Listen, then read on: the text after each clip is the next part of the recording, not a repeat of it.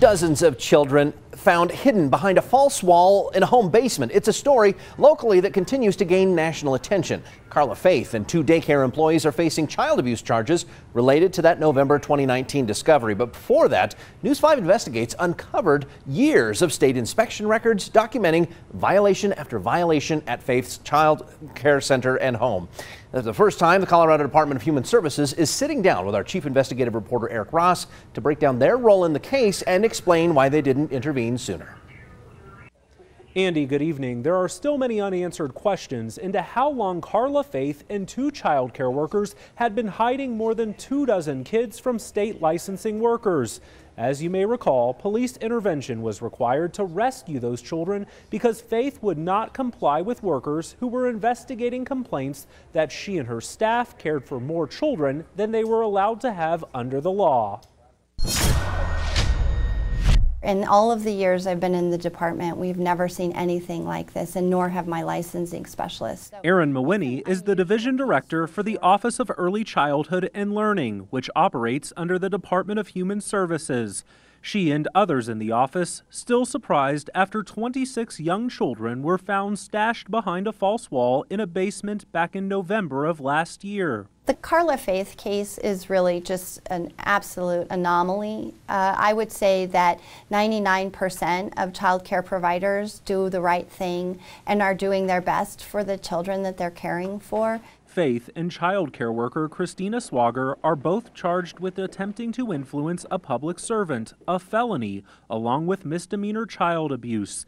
Caitlin Nelson, a third child care worker, also charged with misdemeanor child abuse and felony drug possession. Late last year, investigators shut down Play Mountain Place, Counterpoint School, and another unlicensed daycare Faith was reportedly running. The Colorado Department of Human Services eventually pulling Faith's license to operate. But before that happened, we really didn't have enough information to put all the pieces together until we started to get additional parent complaints. And I really want to point out that the specialist did her due diligence. She's the one who started to piecemeal information about different properties and about complaints that seemed unrelated to the child care. As a licensing specialist showed up to one of Faith's properties to investigate a complaint, Faith hopped over her own fence and ran inside the home, locking the specialist out.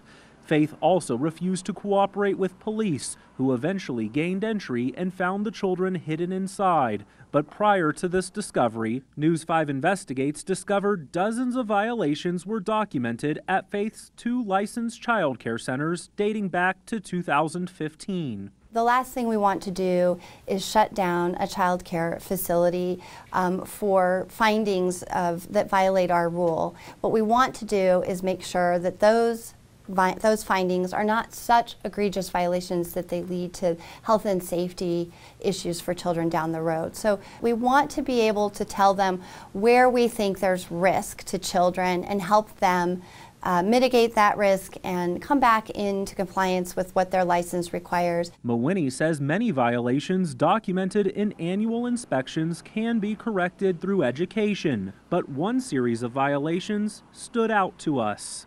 Back in 2017, there were employees that had not had background checks on file. At that point, why wouldn't the state come in and revoke their license? I mean, how do parents know that they're dropping their children off to a facility that, is safe? We don't know whether these employees are sex offenders or have a criminal record because they haven't had a background check on file. Right.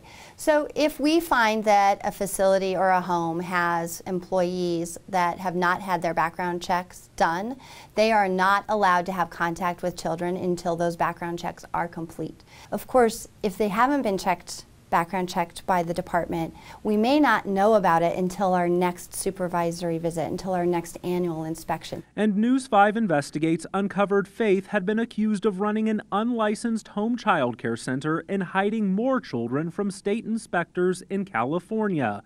While she was never criminally charged, we asked DHS how Faith was able to secure a new license to operate here in Colorado. There is no ability for us at this time to pull all records from all states related to child abuse and neglect. And so if it's not a criminal record, FBI is not going to catch it.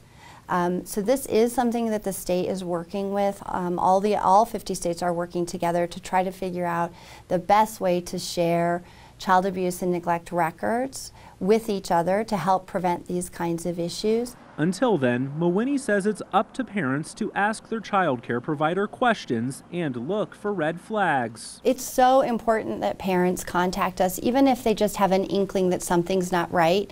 Our job is to investigate those and to find out what's really going on. So we really do rely on parents to be our eyes and ears every single day.